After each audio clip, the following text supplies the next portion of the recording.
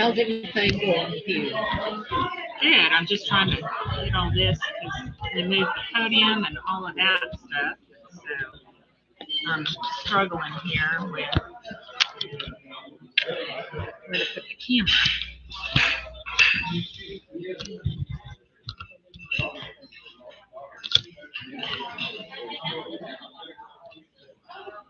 And I'm getting the weird thing in there, but that's like there's no way to do it otherwise. So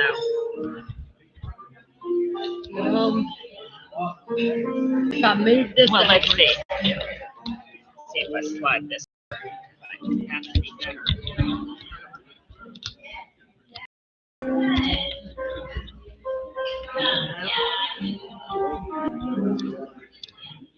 I'm not sure what to do here, Kelly. What do you suggest?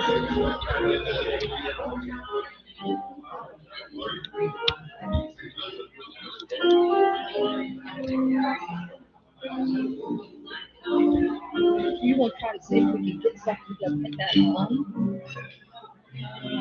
Like a box or Not the little box that it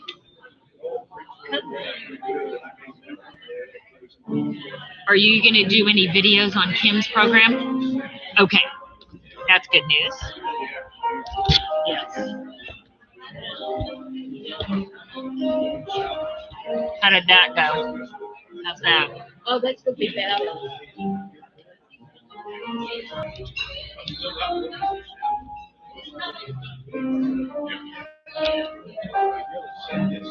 How's that? Is that going to be okay? It's gonna have to do. I mean, Okay. I just don't want it falling over. I won't bump the tile. Make sure nobody does the same with us. Okay.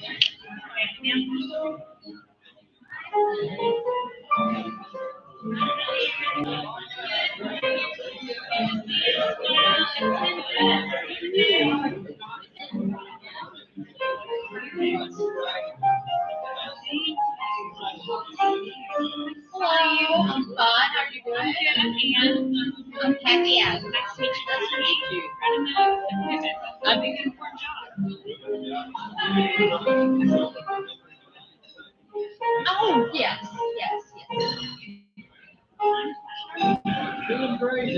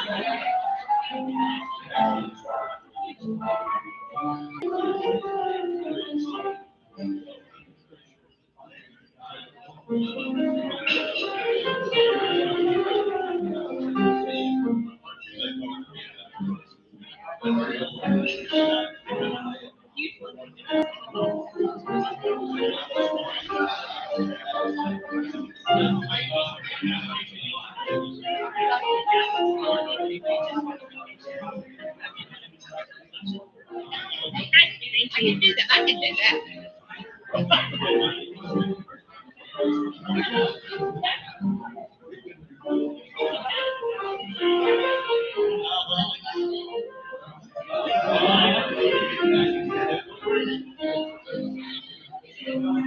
Yes,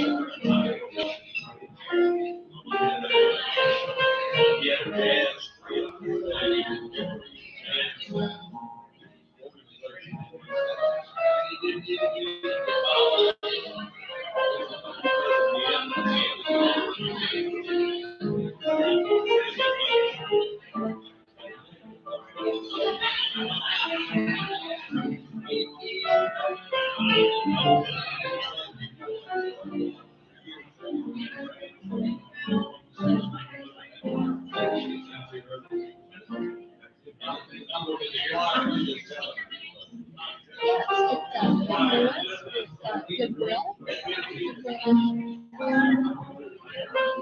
You should be very interested. I've started noticing on TV and online shopping. And I don't know, I haven't asked you. I don't know. You know, a lot of people say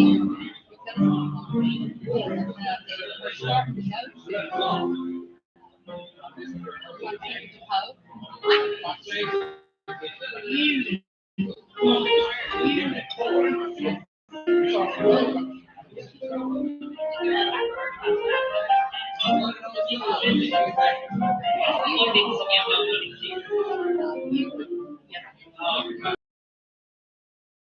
So I think you really kind of go in that direction. Good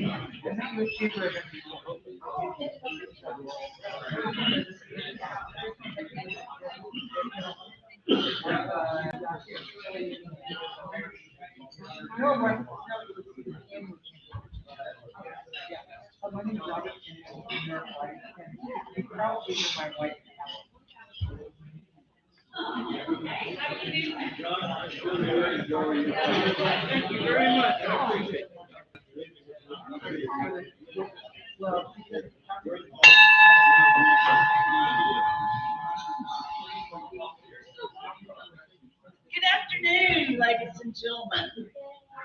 Hey, great idea. You mean I wasn't talking loud enough? Okay, hang on. I've got this figured out, but it takes me a second.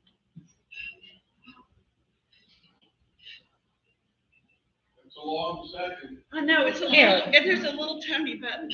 Here, you want me to get it? You got it? I got it. Yeah. It takes me just a second.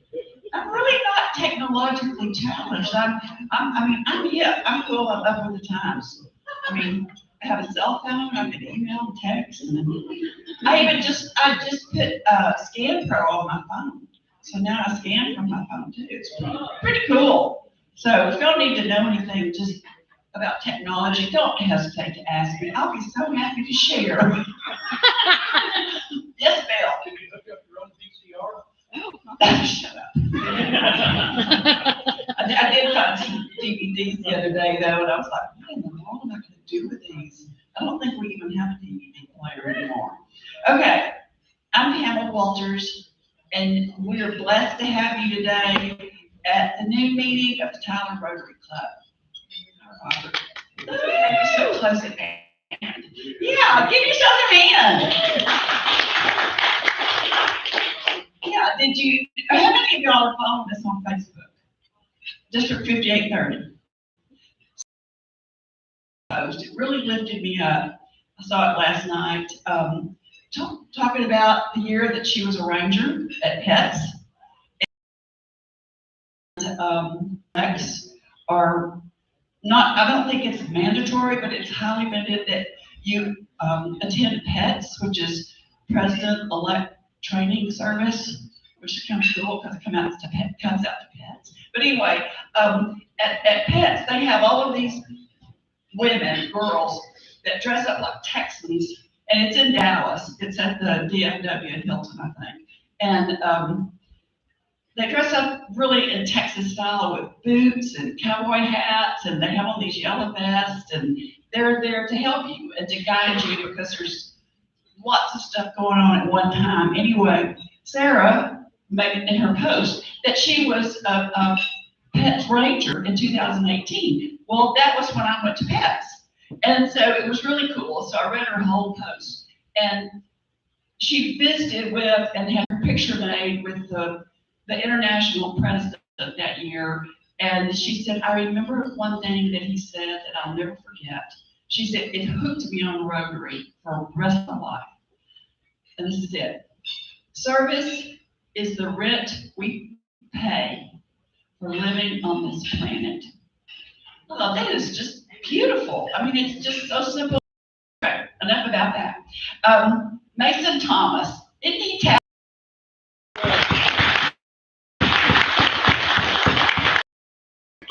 We just adore you, and having you here is really special. Thank you, Mason. Okay, Bill and Donna, Thank you so much for being greeters today. What a delight. I have so much to talk to about. They're my neighbors 3 doors down, and every time I walk my dogs by, I look to see if I can catch a glance of them. But they have a magnificent backyard, and so I don't ever see them out front because I know they're out back having a big time. I get off track. Okay, David Jones, if you'll come forward, we're going to do the national anthem and the Pledge of Allegiance. And I want to make sure I didn't skip anything. Be sure to turn off your cell phones so that we don't have any unruly disruptions. Unruly disruption. If you'll stand with me, please, for the national anthem and the pledge. Allegiance first, please. I pledge allegiance to the flag of the United States of America and to the republic for which it stands, one nation under God, indivisible, with liberty and justice for all.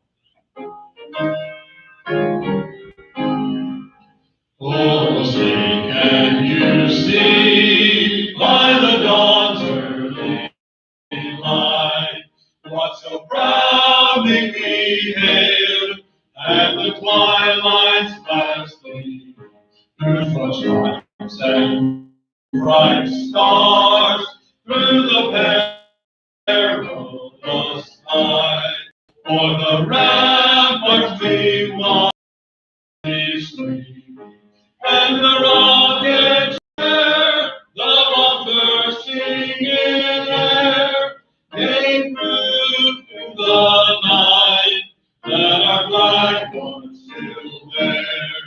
Oh, say does that star-spangled banner yet wave for the land of the free and the home of the brave? You remain standing, please. That was beautiful. And now we're going to have my friend that I'm so happy to see back at Rotary, Jim Schamberger. So good to get the vaccination, be back out in circulation. Let's bow together as we pray. Father in heaven, we thank you so much for today. Thank you for life itself, and thank you for the health that we enjoy, and how, Father, you led us through this year of the COVID challenge. And we pray, Father, you continue to protect us and give us guidance. Help us as Rotarians to be leaders in our community, in our families, Father, everywhere that you allow us to serve. And we just thank you for the food that we've enjoyed today. We pray you bring nourishment to our bodies and help us to bring it to service for you. Just thank you for the food. In Jesus' name we pray. Amen. I want to ask you to be seated, I guess, at this time. I want to recognize our visitors that are at our tables. I'll start with our first table. DM, you have a visitor? Yeah, I have a guest today, Ann Ferguson, standing in the line. Anybody else at the table behind? Allison, is anybody, is y'all home folks? All home folks back here in the back, middle table? Wait a second, we have a guest at the middle table. Middle table, right? Rich Cognito. Hop up and introduce yourself. Rich is Colby McElwee's guest, and Colby, tell us something.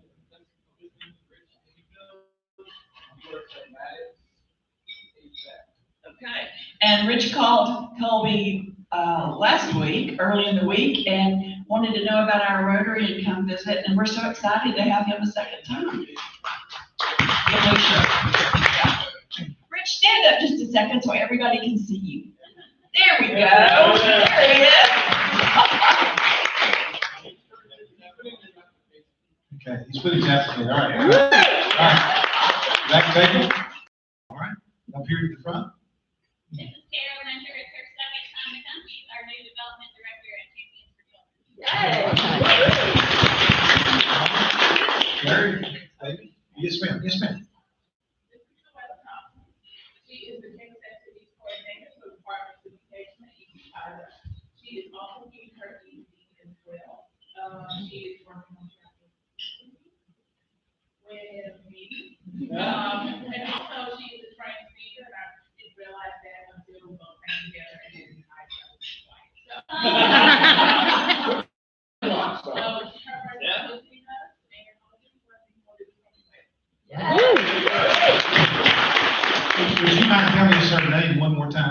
Miss Witness. Her name, Yes, Goodwill Thompson. DeWayler, it's good to have you. All right. All right. Everybody? Oh. Yes, ma'am. You probably know John, but John Moore, he will be doing double duty today. And John is the new PR, what's the title? PR and Development Manager for Goodwill. Awesome, great job. John, good to have you. Thank you so much, Jim. It really is so nice to see everybody here. It's just, I know COVID's been a real pain, but thankfully and hopefully I think we're coming through. And now, because he's standing up, the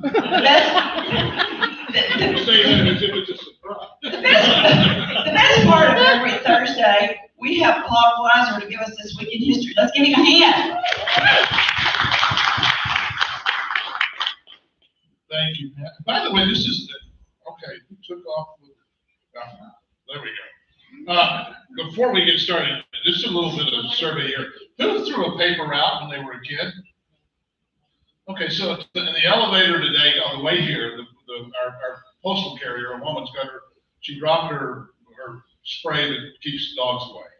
And I remarked, I wish I'd had that when I was a kid throwing paper out. And she looked at me quizzically. She had no idea what I was talking about. Which says that nobody in here is getting young. All right. On the 11th of March in 1942, after struggling against great odds to save the Philippines from Japanese conquest and acting on orders from President Franklin Roosevelt, General Douglas MacArthur left Corregidor and the Bataan Peninsula. 90, and that's in the Philippines, 90,000 American and Philippine troops were captured by the Japanese. MacArthur said to the Philippines upon arriving in Australia, "I shall return." He kept that promise on October 20th, 1944.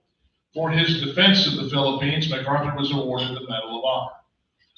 On the 12th of March in 1938, 8 days after President Roosevelt took office, he gave the first of what would come to be a total of 31 informal speeches to the American people built via the still new medium of radio. I was fortunate that medium had a future. Washington newsman Austria, under the pretense of a civil emergency, and announced the Anschluss, or union, with Germany. Austria would not regain its sovereignty until 1955. On the 13th of March, 1781, German-born English astronomer William Herschel discovered the 7th planet of our solar system. Did I know which one it is? No, Pluto. No, that was 9th. Jupiter.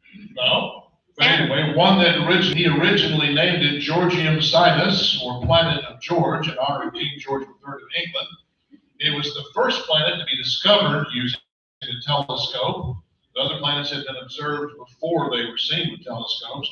In keeping with the convention for the naming of outer planets for characters from Greek mythology, the planet would come to be called Uranus. Oh.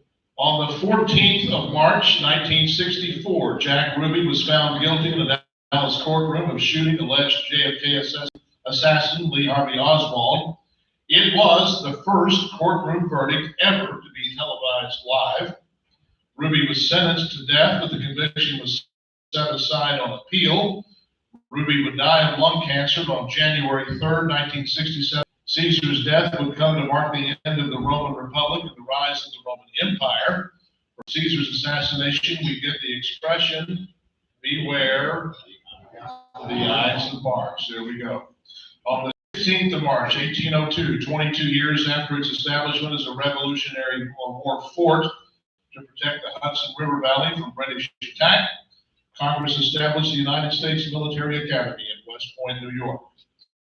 And finally, on the 17th of March in 1762, 1,301 years to the day after his death, Irish garrisoned in New York staged the first parade in honor of St.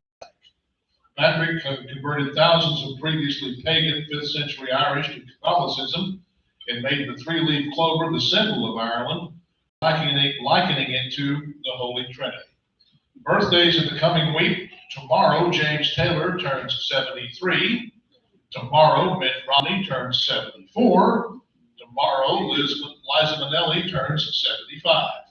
Whoa. Billy Crystal turns 73 on Sunday. And actor Kurt Russell turns 70 on Wednesday. It's a week of septuagenarians. That's this week in history.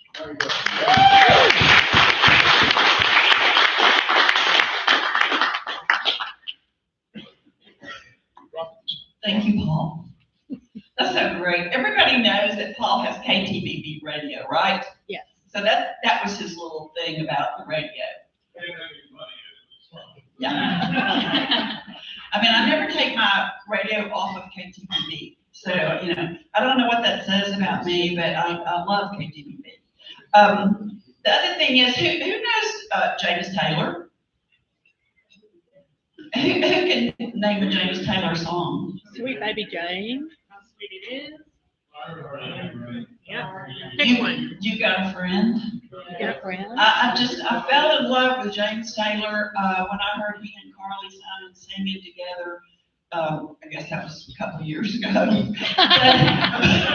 I probably have every single one of his recordings on my phone.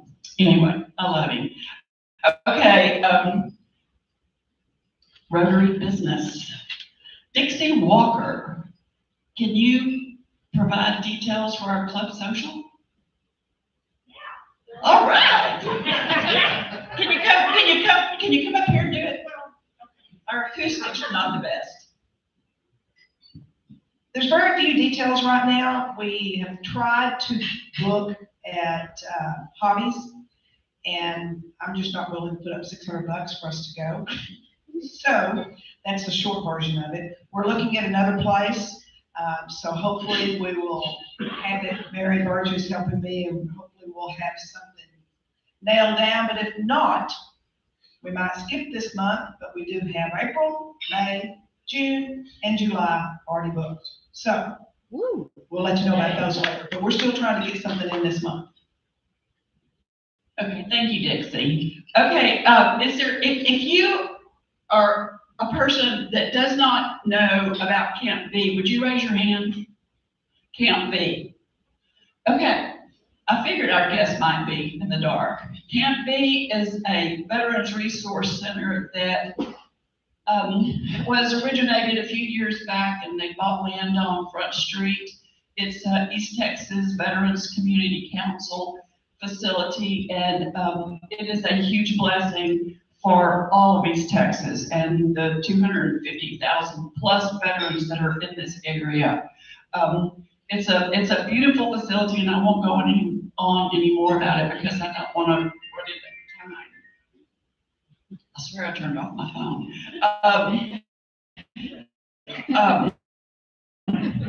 But anyway, there's going to be Air Fest. That will be, all of the sponsorships will go towards Camp V. And a big opportunity for sponsorships. So I'll have more details later. The Women's Fund of Smith County's Mother's Day Luncheon sponsorship opportunity is also just around the corner. So those two opportunities for us to support the community. So just to make a note of them, please. Okay. Now then.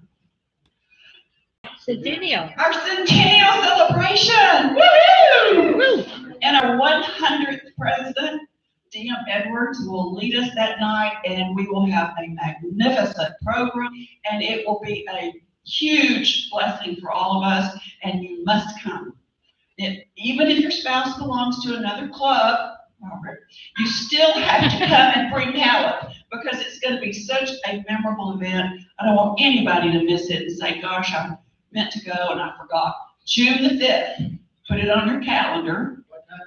June the 5th at 5:30 p.m. And guess where? Right here in Holly Tree. And it's going to be a bang up night. It'll be really wonderful with so many memories and things that we're going to share with you that are coming out of our historical files and folders and records. And it's going to be so fascinating. It'll really be exciting. So don't miss it.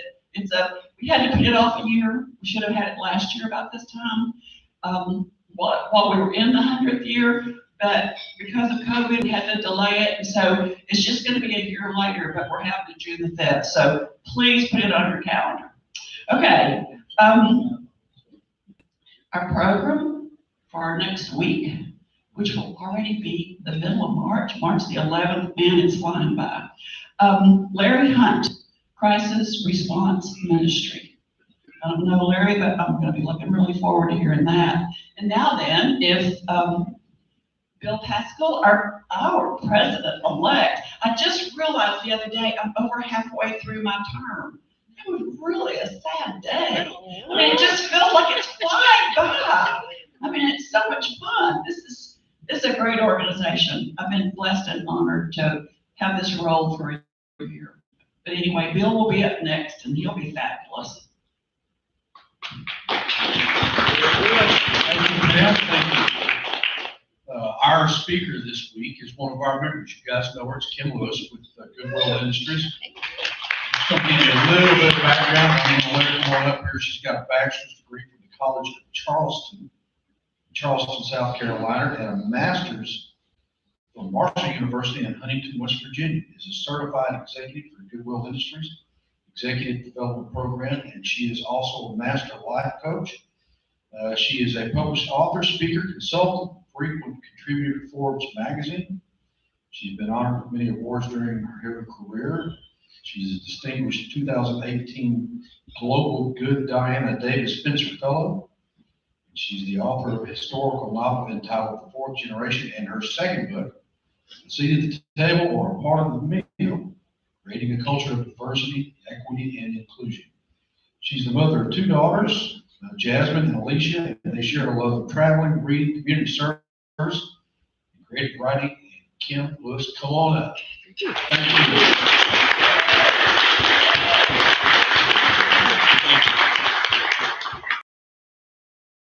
Good afternoon, everyone. I'm not sure if I need this. Okay, we need this. All right. So a little addition onto the bio. I just released my third book, and the title is like a workbook that you can use for your self-study or in a group setting. So I just want to let you know that's a little update there. So I'm going to talk a little bit today about Goodwill. Goodwill's, yay! Let's give it.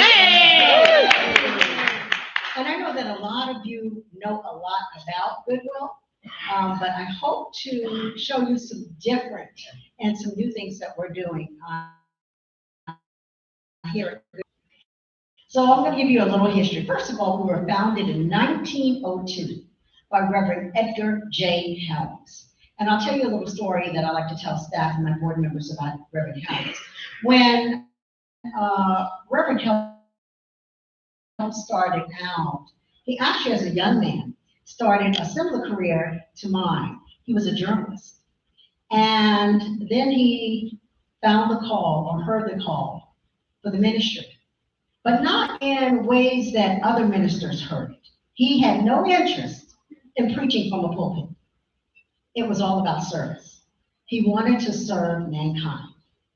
And so, again, this is actually before 1902, the late 1800s, he wrote to a mission board of the United Methodist Church. He had graduated from seminary, and he asked for a mission service. And he had these grand ideas that he was going to go to some faraway country and provide this wonderful, wonderful mission service. And he was so excited about it. Well, of course, it took a little time.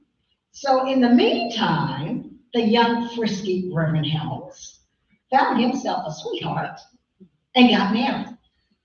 And so they showed up at the mission office together. And being naive, they were young and fresh and frisky, and they just wanted to take on the world. And so they showed up and they said, "We're ready. We're here for our mission assignment." And the panel of all men dropped their heads. And they said, "Well, you're married now. We can't send you to a mission assignment, and we certainly can't send her." Why? It was dangerous.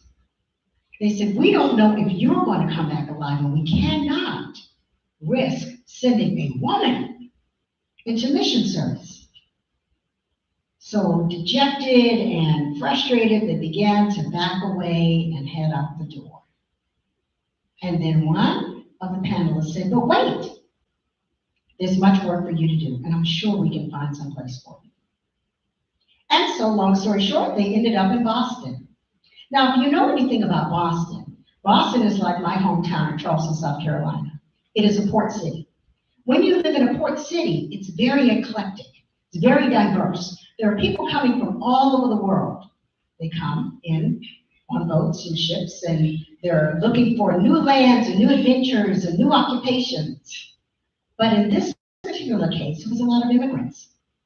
And they were just learning the language. They didn't have homes yet. They didn't have jobs.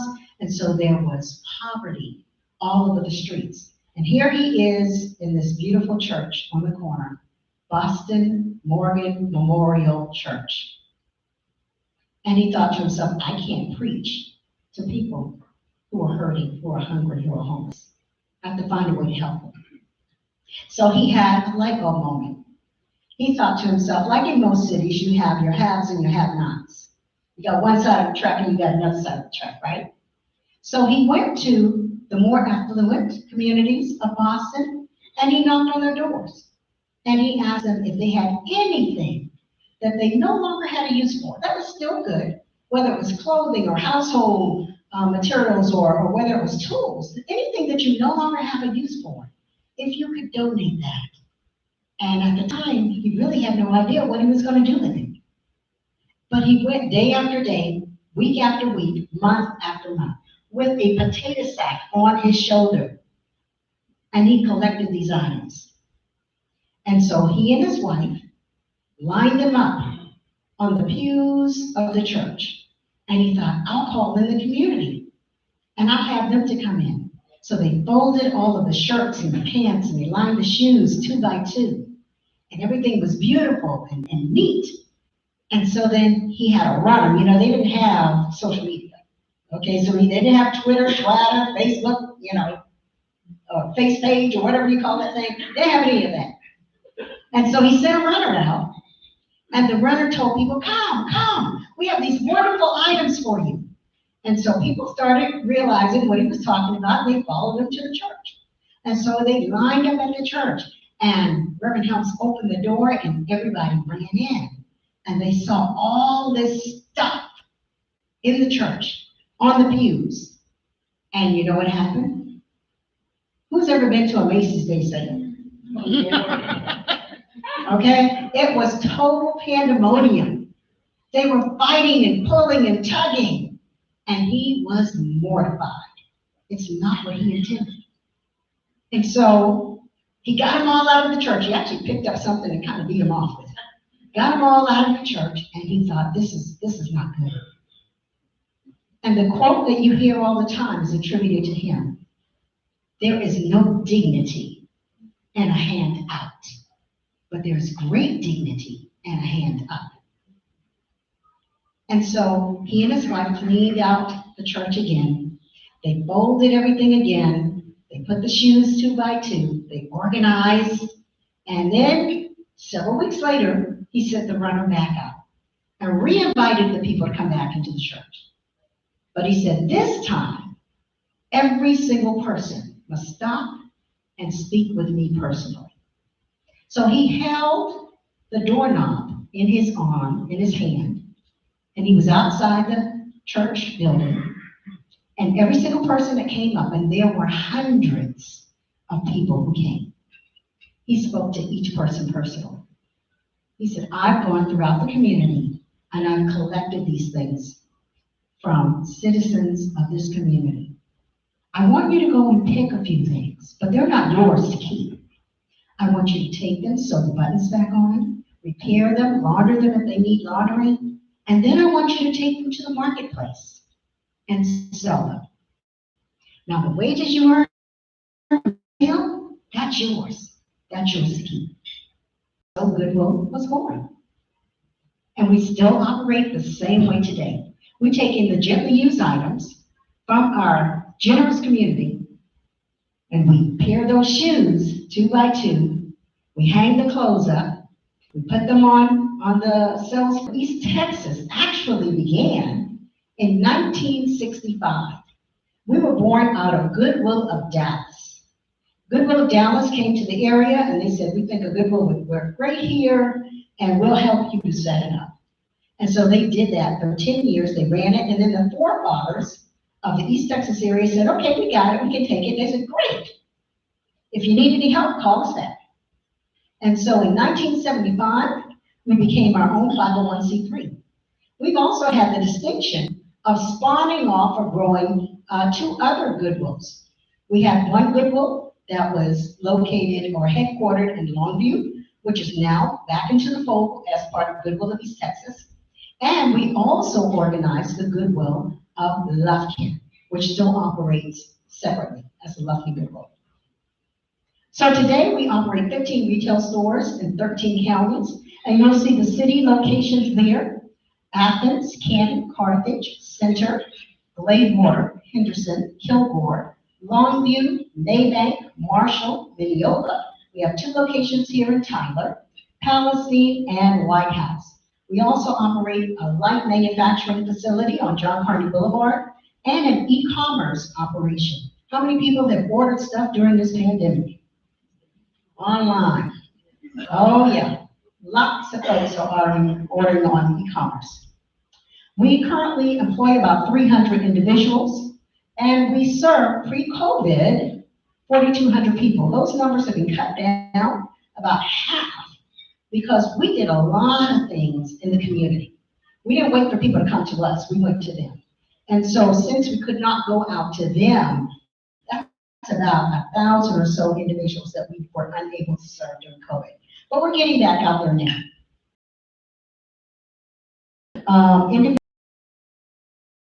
If you want to know what a barrier to employment is, you just say, Daddy. He said, baby, if you don't have them things, just live. You're going to have something that's going to hinder you. And so that might be a disability. It might be underemployment. It could be unemployment. A lot of people are unemployed at this time. That's a barrier to employment. You're looking for a job. It could be someone who is a justicer or an ex-offender. It could be someone who has just never worked before because they're young. So there are lots of barriers to employment. So we serve all of our stores. Our stores are wonderful. But our stores are the means to our mission. The means to our mission, but they're not our mission. So I don't operate a Target or a Walmart, I operate a Goodwill. So that means that there's a mission, there's a heart to it. It's not about returning any type of sales to stockholders or, venture capitalists or anything like that. It's all about providing the money that we need to provide the resources to those we serve. I also want to put this in because I'm so proud of it. Any of you know our location, we're downtown on Locust Street, and this building has not really been touched since 1975. And it looked like it. Every 30,000 square feet of it. And I inherited this lovely specimen of the building, and the Rotary Club has visited, and you all helped us with that remodel, and we are so grateful. So this is just an exterior shot of the building, and we are so pleased and so proud of it. So I invite you to come back for another tour so that you can see all of the wonderful things that we've done since then.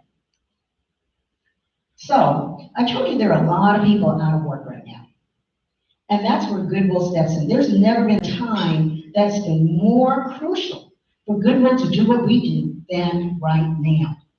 So you can see that 14% of the jobs could disappear from automation. This is even before COVID. Before COVID, we're already seeing it in the next 15 or 20 years. And you might think, well, what does that mean? Well, when's the last time you went? Can you even find? You are checking yourself out. Guess what that's called? Automation. Okay, so those jobs that had been used by individuals are now operated by some type of computer system or some kind of program. That's going to continue. That will not stop. Okay, 32% are likely to change radically from automation. Okay, so that means that they're going to be doing even more so. They're automated now. They're going to go even further into the future. So we're already looking at programs in which you have, and dry cleaners use it now. They have conveyor belts that get the things from the washer to the dryer to, without anybody having to touch it. You know, that goes up and hangs things up on a hanger. That everything is automated. Everything is automated. So we're seeing that now. 1 in 7 workers are self-employed. 1 in 9 are on temporary contracts. So what does that do for our workforce? Is anyone else in here having a challenge, a difficult time finding employees? I know we are. People will have lost their work ethic. Mm-hmm. You know, and it's a little difficult now. There's all kinds of things that make it easier not to have a regular job, if you will. You know, but that time will end, and when that time ends, we'll be ready to place them in employment. 6 out of 10 workers lack basic IT skills. Now, they may have a cell phone, even young folks. I am much more tech savvy than my 2 daughters. They have a cell phone, they know how to use that, but you put them in front of a laptop or a computer and ask them to do a simple program, they cannot do it. Forget about the writing skills. So those are things that we're also focusing in on. Union membership has fallen by almost half in the past 3 decades. This is national. So folks are not even finding a need to do that. You know, they don't need to do that to get a job. Why? Because it's so hard to find people who can do what you need them to do, so they don't necessarily have to go to those means or go to that avenue to find employment again. So the truth also, because we work with people with disabilities, is unemployment for people with disabilities continues to be 2 to 3 times higher, and it's growing. This is a segment of individuals who have been dramatically impacted through COVID. Dramatically impacted, because they were already in that class of individuals who were more at risk for getting sick. So they could not go back into work if they had a job. So it's even harder. The employment population ratio for persons with disability increased from 18.7% in 2017 to 19.1% in 2018. And it goes back to what my daddy said. Baby, if you ain't got it, just live. As we get older, disabilities occur. But we're still vibrant, we still want to work. But there may be some things that we need some accommodations with. So here are all the different offerings that Goodwill provides. So first of all, job placement and training. We have a program for those out of school, what I call disengaged youth. You know the ones. They're sitting on your couch right now. Mm-hmm. They're playing video games, computer games, Xbox, whatever they do. They're doing all that, and they're not bad. They just don't have any direction. They don't know what they want to do. They may have had some trouble, may not have, but they just need some direction. So we have a program, send them to Goodwill, ages 16 to 24. It's paid work experience and training. So we will pay them to learn, and we teach them all the soft skills, how to be appropriate at work, how to address their coworkers in a professional manner. All of those soft skills that employers tell us are needed, right? We provide that. We also provide job training services to veterans and ex-offenders, those who have been previously incarcerated. We also have a program that's called Second Chance for Her that is specifically for women. Women face different barriers when it comes to incarceration or previous incarceration, and there is a judgment on them, particularly if they have children. And they typically need a little more support. We also have a pre-vocational training program that is for the significantly disabled, and it is operated out of our manufacturing facility in which we provide hands-on training as well as education. So they are in the manufacturing facility, they are making all of the various items, and you might say, well, what are those items? All of the PVC or reflective poles that you see on the highway in the HOV lanes, and they're painted gray and silver or yellow and black. Guess who makes every last one of them? We do. For all of Texas, for the Department of Transportation. So all of that is made right here in Tyler, Texas, in our John Carney Boulevard, and it's our individuals with disabilities who are doing that work. We also have large, what we call pick and pack contracts. And those pick and pack contracts are, we have a contract with a company in California. And we store and package and ship out makeup. Where does this makeup go? It goes to every last Sally's. It goes to every last Ultra. We do that right here in Tyler, Texas. We also have a new contract with the Mr. Pillow. There's a pillow guy and a Mr. Pillow. So this is the younger guy.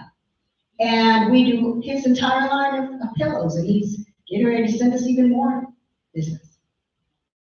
We also have a contract with some hotels, and so we do the hotel packaging of soaps and the PPEs that they're putting in hotel rooms now, and shampoos and all that little stuff that goes into hotels. We package all of that and ship it out for them. So we have a number of those kind of contracts, and one of our largest contracts that we've had for many years is with Trane. We do all of their bolts and screws that come with your air conditioner. When they deliver an air conditioner to your house and the technician has to come and actually bolt it in, that little bag of bolts comes from Goodwill in East Texas, all over the country. So we also provide that service. And again, the individuals who are working in that facility are disabled, and they're significantly disabled. We also have our work adjustment training program for the individuals who are disabled, and they're recommended or referred to us by the Department of Vocational Services and the Department of Blind Services. So we provide, again, real hands-on training in our different facilities.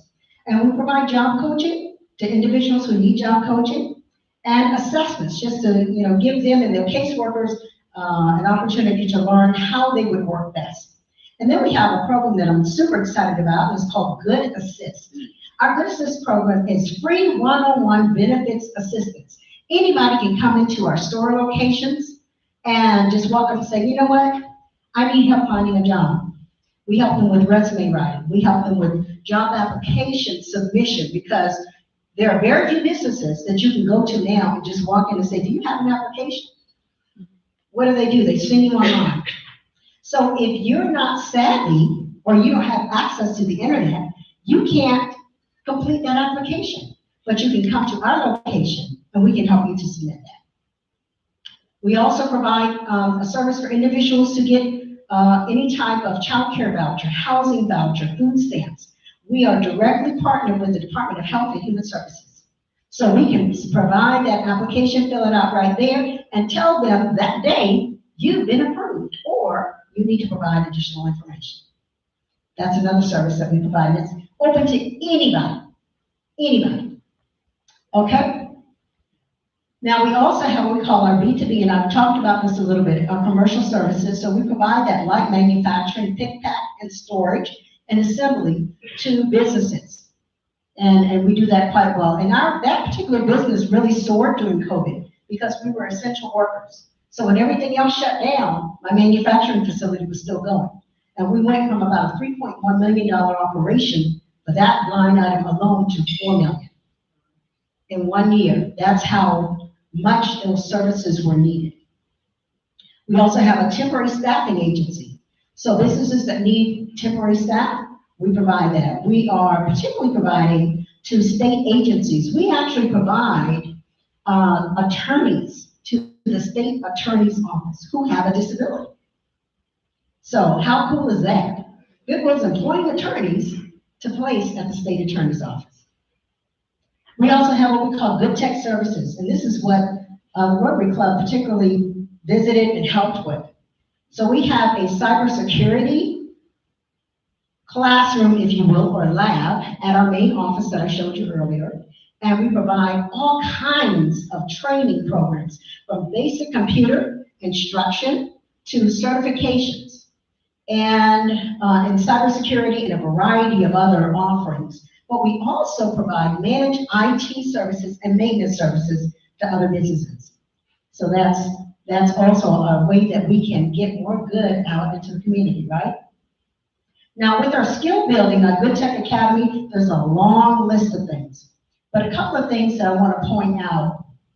We just started and we launched it on May 2nd, our Good Biz program. Our Good Biz program is an entrepreneurial boot camp for African Americans, for Black and brown individuals. And this comes through a grant through the Microsoft Foundation. It's a 3-year grant that we secured, and we're so excited about that program and giving these entrepreneurs an opportunity to grow right here in East Texas and to have their businesses be successful, because representation matters. I'll say it again, representation matters, not only in the community, but in each of our individual businesses. We also are the original recyclers. Are all of you tired? Good gosh, I tell you what, that's a lot, isn't it? We do a lot. I'm running all the time on roller skates. So what kind of recycling do we do? Cardboard, e-cycling, so that means your computers, your gaming systems, those kinds of things, and paper. We also offer document destruction at our John Carney. Yes, document destruction, she's shocked. Document destruction. So we offer those kinds of services. We can come pick it up from you if you like. So last year, or in 2000, actually these are 2019 numbers, we recycled 126 tons of cardboard, 55 tons of e-cycling, and 47 tons of paper. Now, for your computers, you might wonder, well, is that safe? We're in partnership with Dell. This is a program that Michael Dell himself approached Goodwill about many years ago, and I was actually on the strategic planning committee for this. And we joined in. There are now probably about 99 Goodwills out of the 156 that participate in this e-recycling program. They ensure that the materials are recycled responsibly, that they do not end up in some beach raft somewhere with your information on it. But before they even get to them, we take off all of the information. We clean up all of the drives internally right here before any of them go to the recycler or are sold in our stores. So if you go to any of our stores, you'll see a little area in the back, and it's called Computer Works. And you can go and buy you a laptop, dirt cheap, that is already fully loaded. You can buy you a desktop. You can buy all kinds of peripherals that you may need, electronic equipment. And so I have a whole team, and that's all they do. That's all they do. So I have a lot of teachers, particularly, who come and get computers, because trying to get it through the school system can be sometimes a little daunting, I'm told. So they come and get those items from us. So that's a shot of our commercial services facility and some of our staff that are there. And I am ready to take any questions that you might have. Yes. We are not picking up items right now. We will restart and so we're asking individuals to just drop them off to our location, but sure that we send out a press release. Yes. Yes, exactly. And my team makes sure that they work, because that's where I get mine from, so they better work. Would somebody need a physical address in order to work, or are there opportunities for homeless? Not necessarily. Usually, as long as they have identification and we have a means. So we work with a lot of homeless coalitions in the area. And I'll tell you a little story about one. He's deceased, unfortunately. But my team went out when we were going out doing a lot of things to the Highway 80 mission day sitter that they had here. And they were kind of doing an informational, trying to get people back on their feet. And one gentleman was homeless, his wife was homeless, they were, just kind of skipping from place to place. And he had an interest in computers. And he thought, oh, that sounds kind of cool, I think I'll do that. So we actually set up a class there. And we started, he was able in less than 2 years to get off the street. He and his wife got a home, he bought a car, and was living very well, very well. And unfortunately, he died about a year ago of cancer. But he was just the epitome of individuals, because then he did the Rotary thing. He went back and he served other people who were homeless. And he tried to get people to come. He said, they can really help you, they can get you off the street. Come on with me. So he ended up bringing several people along. Yes. Okay, I was surprised. I had no idea that Goodwill did paper shredding or document shredding and things like that. I know the company I work for, we do give our computers to Goodwill, but I did not know that. So I was definitely going to bring that to the board. The next time you call us, ask. To the board. The next time you call us, ask them about the document destruction. They can pick it up all at one time. Fantastic. Do you do like hard drives, old hard drives? Do you? We sure do. And you just the only thing we don't recycle are televisions. Okay. No, I don't have any. So, taking all of that you just described, added all together, what are your total revenues? Right now, our revenue is a little less than $15 million. And of course, some of you may know that we were the blessed recipients of the Mackenzie Scott gift, and she gifted us with $5 million. Whoa. So we are now in the process of doing some needs assessments and so that we can build a plan of growth that is sustainable and will go strictly to our mission.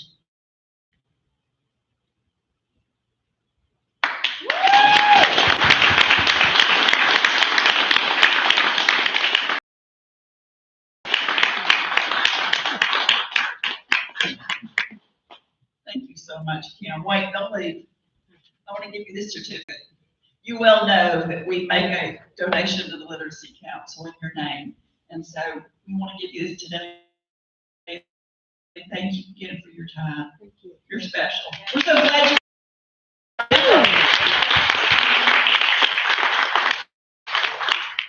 And now, it's a diamonds. Woohoo! We have some money in there today, don't we? Yeah, we got a couple scores. And everybody knows that the winner takes half and the club gets half. 21. Okay. Yeah, just drawing. She's getting ready for next job. Okay, the last three numbers, 596. 596. Oh my gosh, that's Susan Stewart. All right, she just left to go to a horse show. Yeah, she had to go to a horse show. Way to go, Susan. Susan's been doing a good job helping Holly out front, so when you see her next time. Wow, okay. All right, now, if you'll all stand and we'll do it. You can join me in the 4 things that we think, say, and do. First, is it true? Second, Is it the spirit of all concern? Third, Will it build goodwill and better friendships? and fourth, Will it be beneficial to all concerned? thank you for coming again. Great job. Oh, no,